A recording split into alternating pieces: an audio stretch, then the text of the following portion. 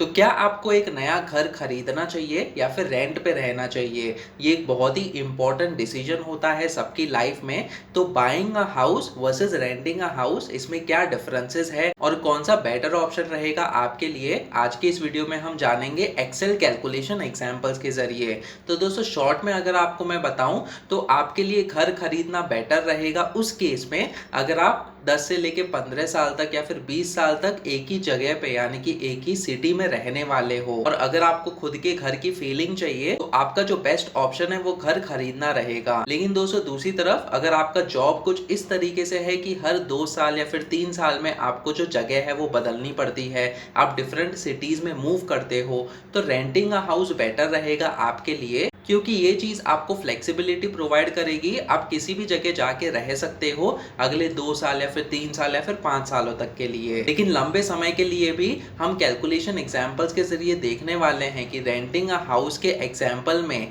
आपके पास जो mutual funds में पैसे जमा हो जाते हैं, अगर आप एसआईपी के द्वारा निवेश करते हो, वो ज्यादा होंगे कंपेयर टू अगर आप अपना जो घर है वो खरीदते हो होम लोन पे। तो दोस्तों, इस वीडियो को पूरा देखिए क्योंकि कई सारी जानकारी आपको मिलने वाली है जहां तक buying a house versus renting a house का सवाल है। और इस वीडियो के एंड तक आपको पता चलेगा कि आपके लिए कौन सा बेटर डिसीजन रहेगा। तो दोस्तों, एक्सेल कैलकुलेटर की तरफ बढ़ने से पहले कुछ इंपॉर्टेंट पॉइंट्स हम देख लेते हैं।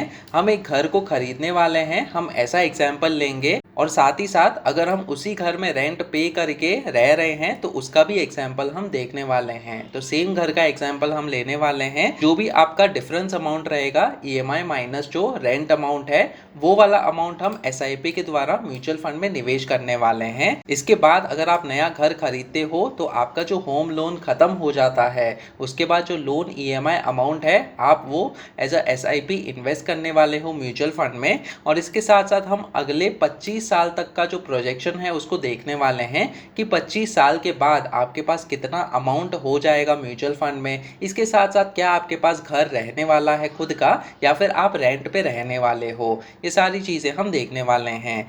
दो इंपॉर्टेंट एग्जांपल्स हम देखेंगे इस वीडियो में। सबसे पहले तो 1 BHK का घर है जिसका कॉस्ट है 45 लाख रुपीस। इसमें से आप 15 लाख जो है वो डाउन पेमेंट करोगे और 30 लाख जो है वो लोन लोगे आप, और जो इंटरेस्ट रेट है वो 8.5% रहने वाला है। तो चलिए सबसे पहले हम ये फर्स्ट एग्जाम्पल देख लेते हैं, उसके बाद हम सेकेंड एग्जाम्पल को भी देखने वाले हैं। तो यहाँ पे ये वाला जो एक्सेल कैलकुलेटर है इसको हम यूज करने वाले हैं। कुछ ही देर में मैं आपको बताऊंगा कि किस तरीके से आप ये वाला जो एक्सेल कैलकुलेटर है डाउनलोड करके खुद के नंबर्स यहाँ पे मेंशन करके चेक कर सकते हो कि आपके लिए बाइंग अ हाउस या फिर रेंटिंग अ हाउस कौन सा बेटर ऑप्शन रहेगा।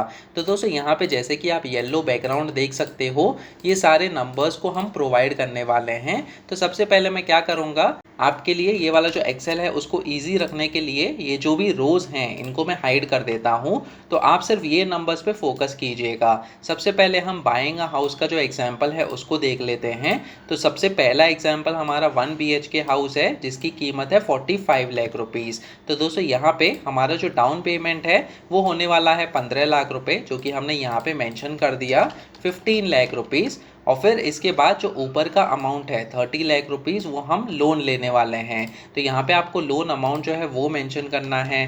30 लाख रुपीस का जो लोन है उसको हम मेंशन करेंगे। इसके बाद आपका जो इंटरेस्ट रेट है वो है 8.5%, जो कि हमने कंसिडर किया हुआ है।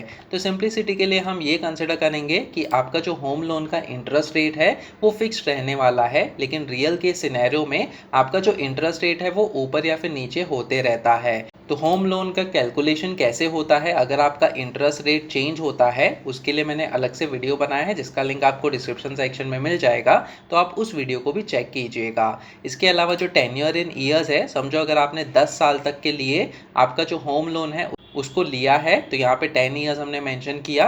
और आपका जो मंथली मेंटेनेंस है, तो दोस्तों ध्यान रखिएगा कि अगर आप नया घर खरीदते हो, नया फ्लैट खरीदते हो किसी अच्छे सोसाइटी में, तो आपको उसका मंथली मेंटेनेंस भी पे करना होता है। तो वो हमने 1500 रुपीज कंसिडर किया है। सिंप्लिसिटी के लिए हम ये कंसिडर करेंगे कि जब आप होम लोन का ईएमआई पे कर रहे हो उस टाइम आप किसी भी तरह इस मेंटेनेंस कॉस्ट को पे कर रहे हो, लेकिन जब आपका लोन खत्म हो जाता है तो जब हम एसआईपी करने वाले हैं उस एसआईपी अमाउंट में से हम ये मंथली मेंटेनेंस को माइनस करेंगे।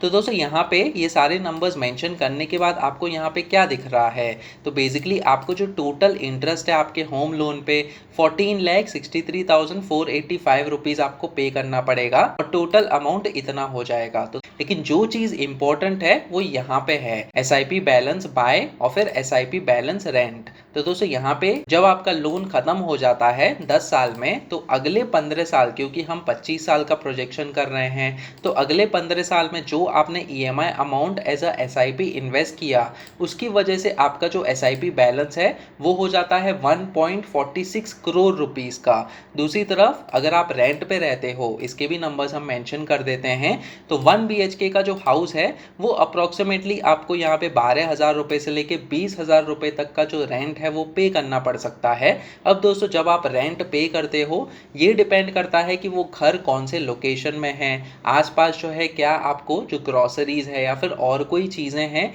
वो आसानी से मिल रही हैं या नहीं। तो बेसिकली लोकेशन और डिमांड पे मैटर करता है कि आपका रेंट अमाउंट कितना होने वाला है। तो आराम से ये वाला जो है 12,000 रुपये से लेके 20,000 रुपये तक का जो रेंट अमाउंट है वो हो सकता है इस वाले 1 BHK घर में। तो दोस्तों यहाँ पे सिंप्लिसिटी के लिए हम एवरेज नंबर ले लेते हैं कि आप 15,000 रुपये एज रेंट पे कर रहे हो, ये कंसिडर करके कि ओनर ने आपको सेमी फर्निश्ड 1 BHK घर दिया हुआ है।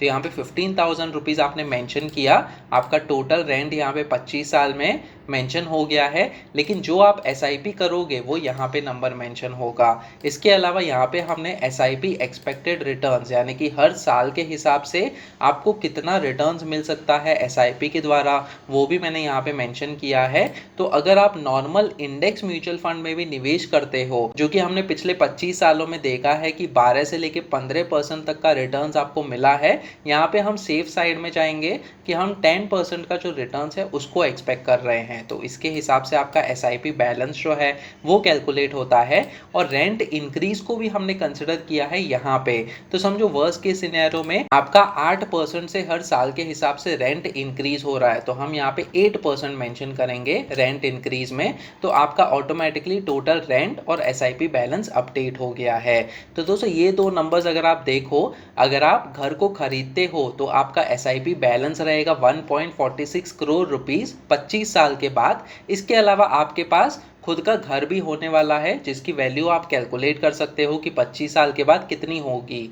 और फिर इसके अलावा अगर आप रेंट पे रहते हो तो आपका एसआईपी बैलेंस 3.34 करोड़ रुपीस हो सकता है, जो कि डबल है कंपेयर टू ये वाला एसआईपी बैलेंस। तो दोस्तों ये एक्सेल कैलकुलेटर आपको मदद करेगा ये सारे कैलकुलेशंस करने में। अब दोस्तों इसको मैं अनहाइड कर देता हूँ। जैसे कि आप देख सकते हो होम लोन यहाँ पे आपका चल रहा है, अगले 10 साल तक के लिए आपका जो ईएमआई अमाउंट है 37,196 रुपीज़ हो रहा है दोस्तों, आपके लोन अमाउंट और इंटरेस्ट रेट और टेन्योर के हिसाब से। तो ये ईएमआई अमाउंट आप पे करोगे 10 साल तक के लिए। ध्यान रखिएगा कि यहाँ पे 10 सालों तक के लिए आपने कोई भी एसआईपी अमाउंट जो है वो निवेश नहीं किया, इसलिए हमने यहाँ पे जीरो का जो अमाउंट है उसको मेंशन किया है। तो 10 साल तक आपका ईएमआई चल रहा है यहाँ पे, और जैसे ही 120 महीने होते हैं यहाँ पे, तब आपका ईएमआई अमाउंट जीरो हो जाएगा। आपको यहाँ पे लोन का जो अमाउंट है वो देने की ज़रूरत नहीं है। और ये वाला जो ईएमआई अमाउंट है हम इसमें से माइनस करेंगे हमारा मेंटेनेंस अमाउंट। अगर आपको याद है हमने यहाँ पे मंथली मेंटेनेंस को मेंशन किया है, तो ये वाला जो अमाउंट है हमें वो माइनस करना होगा।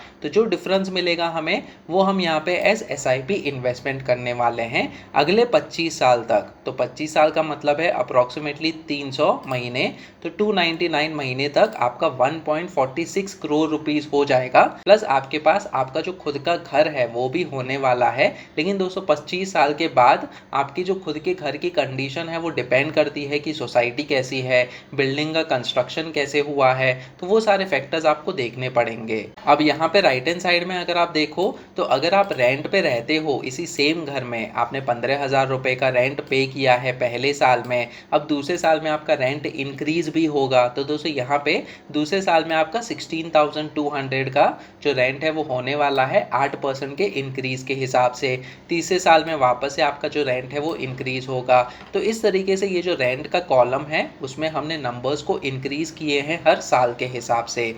अब दोस्तों ये जो ईएमआई आप पे कर रहे हो इसमें से हम रेंट अमाउंट को माइनस करेंगे तो ये वाला अमाउंट हमें मिलेगा जो कि हम एसआईपी के द्वारा निवेश करने वाले हैं। तो दोस्तों पहले महीने में जैसे कि आप देख सकते हो यहाँ पे जो आपने 15 लाख रुपए एज डाउन पेमेंट किया था आपके होम लोन पे, आप उसके जगह म्यूचुअल फंड में ये 15 लाख रुपए इन्वेस्ट कर रहे हो और फिर आपका जो एसआईपी अमाउंट है वो कंटिन्यू होगा। तो पहले महीने में आपको 15 लाख रुपए प्लस ये जो एसआईपी का अमाउंट है 22,196 रुपीज़, वो अमाउंट यहाँ पे आपको दिख रहा है। और फिर दूसरे साल में वापस से आपका ये वाला जो एसआईपी अमाउंट है वो ऐड हुआ है, प्लस आपको 10% एनुअल रिटर्न्स के हिसाब से यहाँ पे प्रॉफिट भी मिल रहा है। तो दोस्तों यहाँ पे सिंप्लिसिटी के लिए हमने 10% का annual average rate of return को कंसिडर किया है। रियल के सिनेरियो में क्या होगा कि आपको किसी साल 2% का रिटर्न्स मिलेगा या फिर 15%, 20% का भी रिटर्न्स हो सकता है, या फिर कोविड के टाइम में हमने देखा कि हमारा जो रिटर्न्स है वो नेगेटिव में चला गया। लेकिन दोस्तों लंबे समय के लिए जैसे कि मैंने आपको कहा कि हम 25 साल का प्रोजेक्शन देखने वाले हैं, उसमें आपको आराम से 10 से लेके 12% या फिर 15% तक का भी रिटर्न्स मिल सकता है अगर आप किसी अच्छे इंडेक्स म्यूचुअल फंड में निवेश करते हो। तो यहाँ पे जैसे कि आप देख रहे हो आपका जो रेंट अमाउंट है वो इंक्रीज होते जाएगा। अब 10 साल के बाद क्या होगा यहाँ पे, जैसे कि मैंने आपको बताया कि आपके होम लोन पे आपका जो एसआईपी अमाउंट है वो स्टार्ट हो जाएगा। तो आप यहाँ पे एसआईपी इन्वेस्टमेंट को शुरू कर रहे हो 10 साल के बाद, लेकिन 10 साल तक आपके पास यहाँ पे जब आप रेंट पे रहते हो तो 75 लाख रुपीज म्यूचुअल फंड्स में जमा हो गए ऑलरेडी। तो दोस्तों ये बहुत ही इंपॉर्टेंट बेनिफिट होता है क्योंकि आपने जो डिफरेंस है उसको निवेश किया है पिछले 10 सालों तक के लिए जब आपका लेफ्ट हैंड साइड में लोन चल रहा था। और फिर दोस्तों एक और पॉइंट आएगा जहां पे आपका जो रेंट अमाउंट है वो ईएमआई से भी ज्यादा होगा। तो जैसे कि आप देख सकते हो यहाँ पे 143rd महीने में आपका ईएमआई अमाउंट 37,196 रुपीज था, लेकिन आपका जो रेंट अमाउंट है वो इंक्रीज हो गया है हर साल के हिसाब से। जो हमने कंसिडर किया 8% का इंक्रीज, उसके हिसाब से 37,773 रुपीज हो गया। तो दोस्तों उस महीने से आप ये वाला जो एसआईपी इन्वेस्टमेंट है उसको स्टॉप कर दोगे। वैसे तो आपकी जो इनकम है वो टाइम के साथ बढ़ेगी तो आप इस एसआईपी अमाउंट को कंटिन्यू भी रख सकते हो, लेकिन सिंप्लिसिटी के लिए हम यहाँ पे प्योर कंपैरिजन कर रहे हैं कि आपने ईएमआई अमाउंट जो है उतना ही अमाउंट कंसिडर किया है रेंट को भी पे करने के लिए, प्लस आपका जो एसआईपी अमाउंट है उसको भी इन्वेस्ट करने के लिए। तो दोस्तों इस महीने से आपका जो एसआईपी अमाउंट है वो निवेश नहीं होने वाला, लेकिन फिर भी जो आपके पास अमाउंट है वो आपको और प्रॉफिट जो है वो अर्न करने में मदद करेगा। तो यहाँ पे जैसे कि आप देख सकते हो 91,68,507 रुपीज़ है। इस पे आपको कितना रिटर्न्स मिलेगा ये भी हम देख लेते हैं। तो 10% का एनुअल रिटर्न्स यानी कि मंथली रिटर्न्स आपको कैसे मिलेगा, 10 डिवाइडेड बाय 12 हम करेंगे तो 0.83% का आपको मंथली रिटर्न्स मिल रहा है। अब दोस्तों इस नंबर को हम मल्टीप्लाई करेंगे ये 91 लाख वाले नंबर के साथ जो कि आपका म्यूचुअल फंड में बैलेंस है करंटली। तो हम मल्टीप्लाई करेंगे 91,68,000 रुपीज़ और डिवाइड करेंगे 100 के साथ। तो जैसे कि आप देख सकते हो 76,404 रुपीज़ का आपको प्रॉफिट अर्न हो रहा है यहाँ पे, जो कि ऐड हो जाएगा अगले महीने में। यहाँ पे 92,44,000 रुपीज़ हो गया। तो महीने के हिसाब से आपको इतना प्रॉफिट मिल रहा है जब आपने एसआईपी अमाउंट जो है उसको स्टॉप कर दिया है उसके बाद भी। तो दोस्तों अगर आप इस नंबर को आपके रेंट अमाउंट से कंपेयर करो तो 76,000 में से अगर आप रेंट अमाउंट भी माइनस करते हो तो आपका प्रॉफिट बचता है 38,631 रुपीज़। तो जो यहाँ पे आपको प्रॉफिट मिल रहा है वो प्रॉफिट ही आपको एज रेंट अमाउंट जो है वो पे करने में मदद करेगा। उसके अलावा आपके पास इतना ऊपर का प्रॉफिट बचेगा भी जो कि आप अपने जो एक्सपेंसेस है उसको कवर करने के लिए यूज कर सकते हो। और इसीलिए हम कहते हैं कि स्टार्टिंग अर्ली यानी कि जितने जल्दी आप अपनी जो इन्वेस्टमेंट जर्नी है उसको स्टार्ट करते हो उतना ही अच्छा होगा। क्यों? क्योंकि 10 साल या फिर 15 साल बाद जैसे कि आप इन नंबर्स को देख सकते हो आपको अच्छा खासा रिटर्न्स मिल सकता है। अब दोस्तों अगर आपके पास 3.34 करोड़ रुपीस हो गए 25 साल के बाद और आपका जो रेंट है लगभग 1 लाख रुपए है, आपको कितना रिटर्न्स मिल रहा है यहाँ पे उसको भी हम देख लेते हैं। 10% के हिसाब से मंथली रिटर्न आपका इतना हुआ 0.83 रुपीज़। तो ये नंबर को हम मल्टीप्लाई करेंगे और फिर डिवाइड करेंगे 100 के साथ, तो 2.78 लाख रुपीज़ का आपका प्रॉफिट ही मिल रहा है हर महीने के हिसाब से, जिसमें से आप ये 1 लाख रुपीज़ माइनस कर सकते हो। तो ये हम माइनस करेंगे तो 1.76 लाख रुपीज़ फिर भी बच रहा है आपके जो एक्सपेंसेस है उसको कवर करने के लिए। दूसरी तरफ अगर आप लेफ्ट हैंड साइड में देखें तो आपका 1.46 करोड़ रुपीज़ का बैलेंस यहाँ पे भी हुआ है, जो कि अच्छा खासा बैलेंस है दोस्तों अगर आप म्यूचुअल फंड्स में निवेश करते हो। लेकिन ये कम है कंपेयर टू जो आपका रेंटिंग हाउस में जो आपने SIP के जरिए आपका जो म्यूचुअल फंड है उसमें निवेश किया है। अब दोस्तों रियल वैल्यू कितनी हुई अगर आपके पास इतना बैलेंस आ रहा है जब आप घर को खरीदते हो? तो बेसिकली समझो अगर आपने यहाँ पे 45 लाख रुपीज़ का घर खरीदा और 25 साल के बाद आपको क्या लगता है कितना अमाउंट हो सकता है? तो इसके लिए हम CAGR का जो कैलकुलेटर है उसको यूज़ करेंगे। तो बेसिकली समझो अगर हर साल के हिसाब से आपको 4 या फिर 5% का जो आपका घर का एप्रिसिएशन है उसके हिसाब से घर की जो वैल्यू है वो बढ़ रही है। तो जो आपकी स्टार्टिंग वैल्यू है वो है 45 लाख रुपीज़ और फिर एंडिंग वैल्यू समझो 1.5 करोड़ रुपीज़ को हम कंसिडर करेंगे यहाँ पे। तो जैसे कि आप देख सकते हो यहाँ पे टेन्योर को भी हम मेंशन करेंगे। 25 साल के बाद लगभग 5% के हिसाब से भी अगर आपकी घर की वैल्यू इंक्रीज हुई तो 1.5 करोड़ रुपए का घर हुआ आपका। तो समझो अगर 25 साल के बाद आपके पास इतना बैलेंस है तो इस बैलेंस को हम कंसिडर करेंगे और फिर इसमें हम ऐड करेंगे आपकी घर की वैल्यू जो कि है 1.5 करोड़ रुपए। तो दोस्तों ये डिपेंड करता है कि आपकी घर की वैल्यू कितनी है, ये कौन से लोकेशन पे आपने घर लिया है, वहाँ पे क्या डिमांड चल रही है। हो सकता है कि ये 1.5 करोड़ का 1 करोड़ ही रह जाए या फिर 1.5 करोड़ का 2 करोड़ या फिर 3 करोड़ भी घर की वैल्यू हो सकती है आगे आने वाले 25 साल में, क्योंकि हम यहाँ पे इन्फ्लेशन को भी कंसिडर कर रहे हैं। तो जैसे ही आपने यहाँ पे एंटर पे प्रेस किया, जैसे कि आप देख सकते हो 2.96 करोड़ रुपीज़ का बैलेंस आपके पास रहेगा, जो कि थोड़ा सा कम है कंपेयर टू जो आपका बैलेंस यहाँ पे है 3.34 करोड़ रुपीज़ का।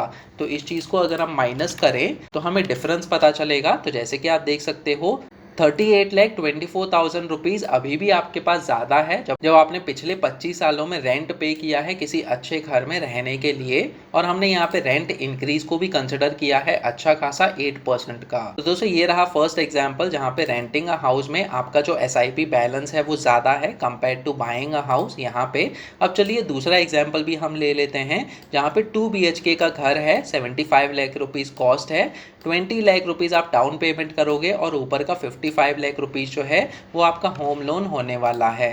तो यहाँ पे डाउन पेमेंट हम 20 लाख रुपीज़ को मेंशन करते हैं, 50 लाख रुपीज़ का लोन लेंगे। तो यहाँ पे हम 50 लाख रुपीज़ को मेंशन कर दिया हमने, 8.5% का इंटरेस्ट रेट, और समझो टेन्योर इन ईयर्स जो है वो हम 20 ईयर्स कंसिडर करते हैं इस समय। तो आपका जो EMI है वो 43,391 रहने वाला है। जितने लंबे समय के लिए आप लोन को रखोगे उतना ही कम आपका EMI होगा। तो समझो 25 साल अगर आपने कर दिया तो आपका EMI और कम हो जाएगा, 40,000 रुपीज़ रह जाएगा, लेकिन उतना ही ज़्यादा इंटरेस्ट अमाउंट आप पे करोगे दोस्तों।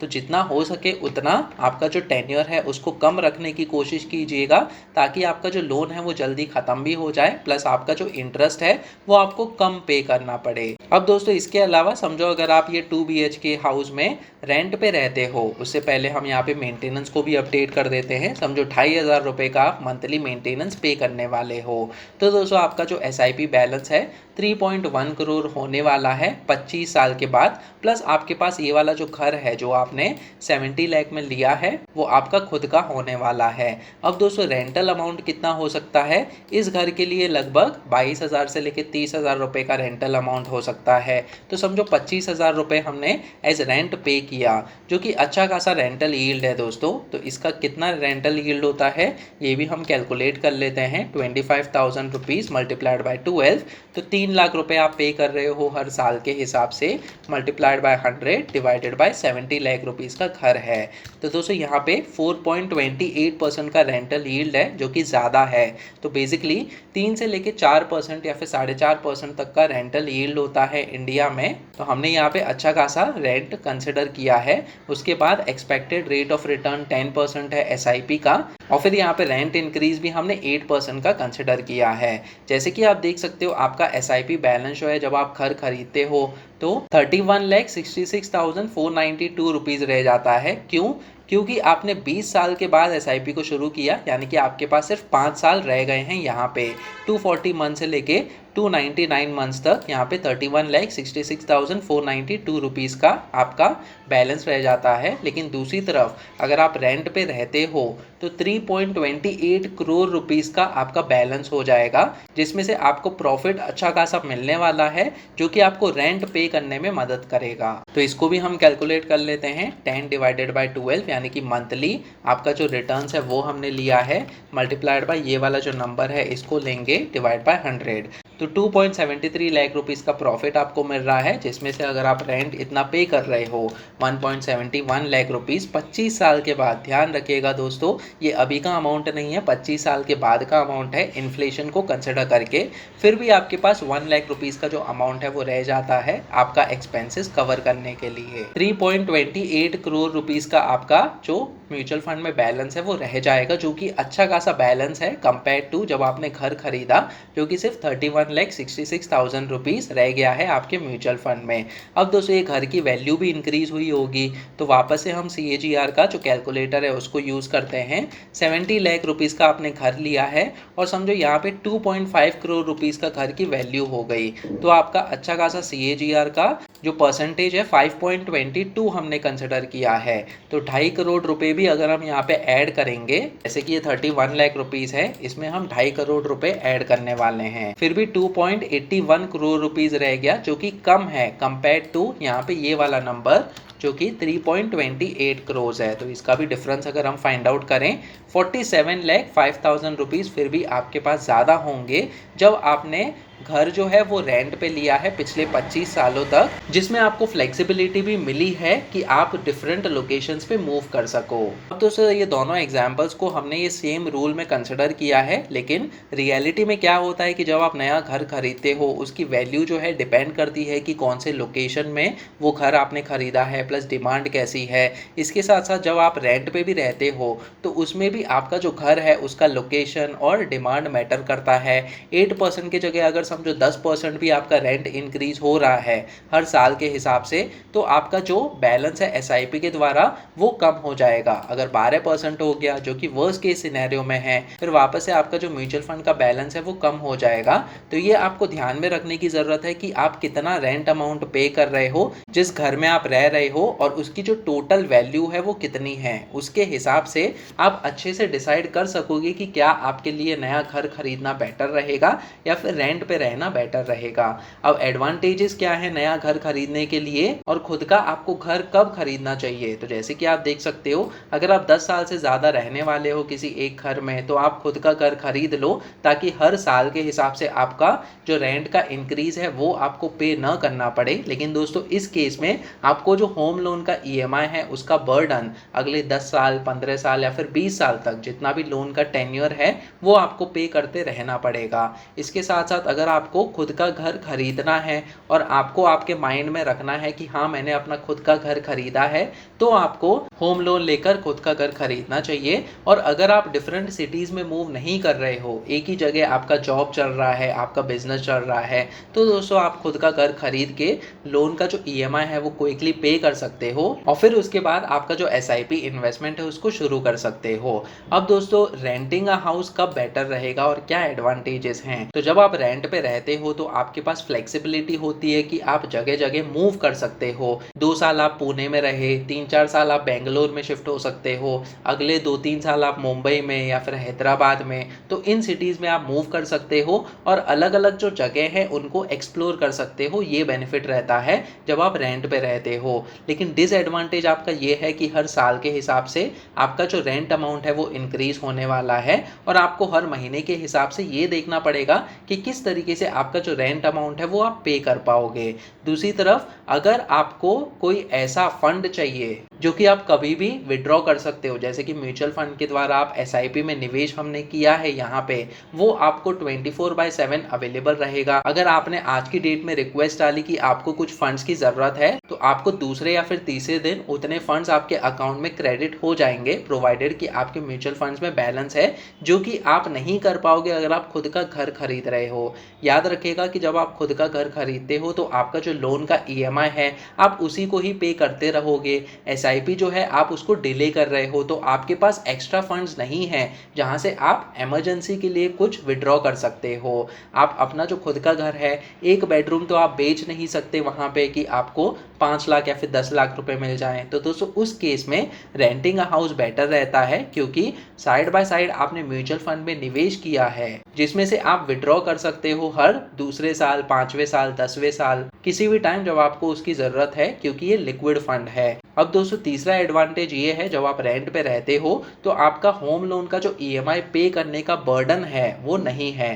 तो यहाँ पे हमने देखा कि आपका जो ईएमआई है वो लगभग 43,000 रुपीज है, लेकिन सेम घर में रहने के लिए आपका जो रेंट है वो आपको सिर्फ 25,000 रुपये पे करना पड़ रहा है। तो दोस्तों ये बहुत ही इंपॉर्टेंट चीज है, आपका जो रेंट अमाउंट है वो ज्यादातर केसेस में कम रहेगा कंपेयर टू जो होम लोन का ईएमआई है उसको पे कर रहे हो, और जो डिफरेंस अमाउंट है वो आप एज अ एसआईपी इन्वेस्ट कर सकते हो किसी अच्छे म्यूचुअल फंड में। अब दोस्तों ये एक्सेल कैलकुलेटर आप बहुत ही आसानी से डाउनलोड कर सकते हो मेरी वेबसाइट से।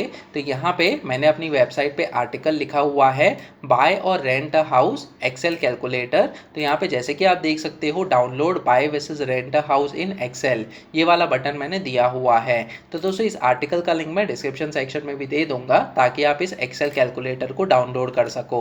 तो दोस्तों जैसे ही आप ये बटन पे क्लिक करोगे, ये वाला पेज ओपन हो जाएगा। तो दोस्तों क्योंकि ये वेबसाइट को और एक्सेल को बनाने में और मेंटेन करने में मेहनत और चार्जेस भी लगते हैं, तो मैं एक मिनिमम फी यानी कि मात्र 29 रुपीज़ की मदद से आप ये वाला जो एक्सेल कैलकुलेटर है ये डाउनलोड कर सकते हो। लेकिन दोस्तों ये एक्सेल कैलकुलेटर आपको बहुत अच्छी जानकारी देने वाला है अगले 25 साल तक के लिए आपकी फाइनेंशियल सिचुएशन क्या होने वाली है, और आप प्लान कर सकते हो अगर आपने नया घर ऑलरेडी खरीदा है तो किस तरीके से जल्दी आपका लोन ख़त्म हो जाए, उसके बाद आप ये जो अमाउंट है उसको एसआईपी के द्वारा निवेश करो, और कितना अमाउंट आपको यहाँ पे मिल सकता है आप वो जान सकते हो।